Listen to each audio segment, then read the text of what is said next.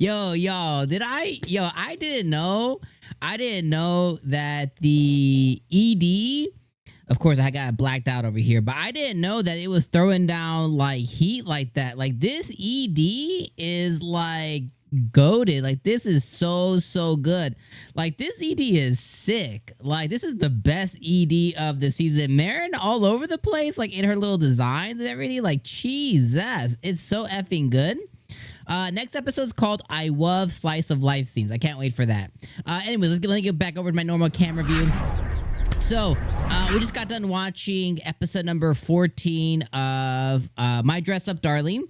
An incredible effing episode. Like, oh my god, like nothing brings a smile to my face like My Dress Up Darling does. This episode, not only did it introduce to us a brand new character, I don't remember the character's name exactly. I think because they kept referring to the character by the character that they were portraying as.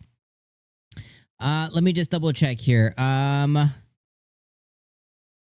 Yeah, let me just Amane Himeno. So they introduced to us a new character who's a male playing or cosplaying a female character, which it's kind of par for the course. Totally makes sense. Like in the cosplay world, you have men playing women, women playing men. It's just kind of par for the course in that world. But Amane, again, Amane, I'm gonna keep effing up the name. Amane Himeno, really cool character. I like him so far. I like that. The only thing I didn't like was the episode was called "You Can Equip Boobs," and the actual that subject matter did actually happen till the very end of the episode. So that's the only thing that is like a nitpick, but it's just because like I was expecting maybe this storyline to come up later or come up sooner. But the rest of the episode, oh my god. Also let me say this. I watched the episode on Crunchyroll. But I have to let you guys know I do go in and I download the episode on not crunchyroll.com, and the subtitles are messed up on there. So depending on where you are watching the episode, just know that the subtitles are totally effed up, and they probably will be because I take pictures from the kind of how I do my videos is I take pictures from the anime episodes that I download and I just kind of snippet them. So the pictures you see up here, I haven't put them there yet, but the subtitles will probably, if there's any subtitles at all, they'll probably be all jacked up. But depending on when you're watching my video, you may have to go and either go watch it on Crunchyroll, or if you don't have that subscription, you may have to go either wait to watch it or find other means, because I think the version that was, put out there had jacked up subtitles. Anyways, the rest of the episode, though, like it was, the episode was absolutely fantastic. The beginning of the episode was incredible. It went through with the miscommunication from last week where Gojo and Marin got called out for being in a relationship. Gojo vehemently denied that, and that obviously caused Marin to have some feelings. And eventually, Gojo kept, he keeps second guessing himself, and that's one of my least favorite things in anime. But for some reason, Gojo is just so pure that when he does it, he's not self-deprecating or self-loathing. Those are the characteristics I hate in characters. Instead, he's just really unconfident because he's just been so secluded his whole life, and he really hasn't had friends. He hasn't had people to associate with. So Marin's kind of like that first blush, but he also loves her. You know what I mean? And then he goes and saves her from the hairdresser guy, which I thought that scene was totally hilarious, because the hairdresser is obviously a little, and he didn't quite get that. He thought, Marin was getting hit on because her friends are always like, yeah, she gets hit on, like her existence causes her to get hit on all the time. So Gojo felt some type of way about that.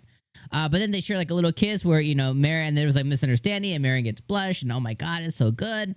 And then we have her missing school, and, getting the infamous Japanese cold, basically the one that's like, it basically culls their population, because if you get the cold, like you're donezo.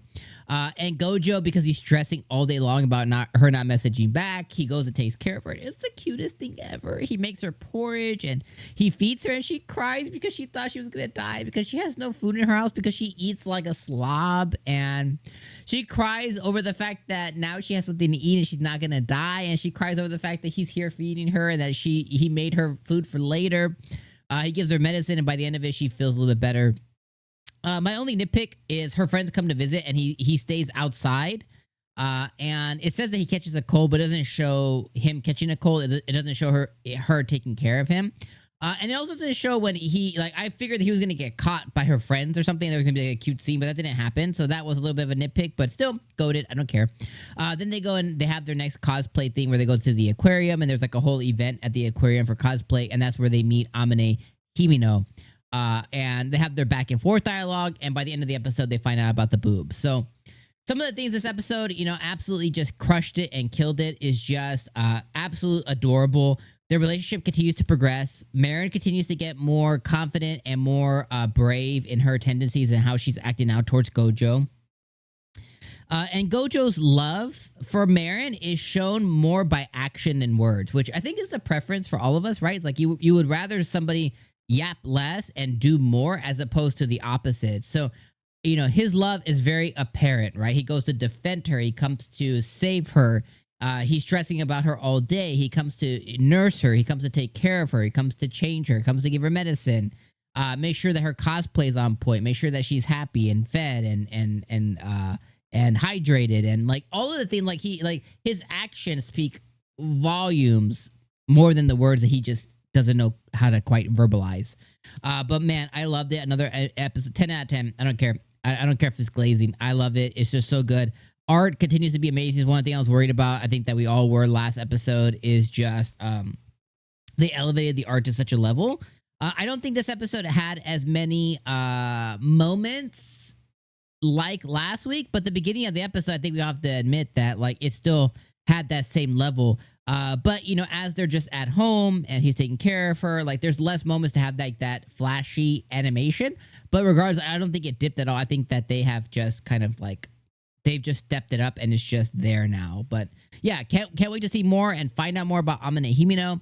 Can't wait to find out more about if they're going to do the fake booby stuff and what that's going to entail and when they take pictures. And can't wait to see what's going to come with next week, considering that she was Slice of Life. So there's probably going to be another cosplay in the works, either in conjunction or in partnership with this new girl or new boy and them, or it's gonna have this story and then we're gonna move on to the next cosplay event. So regardless, my dress up darling, goated, 10 out of 10. Love this anime so much. It brings a stupid smile to my face. And the ED, oh my god, you guys I was just like, So anyways, I'll see you guys next week, my friends.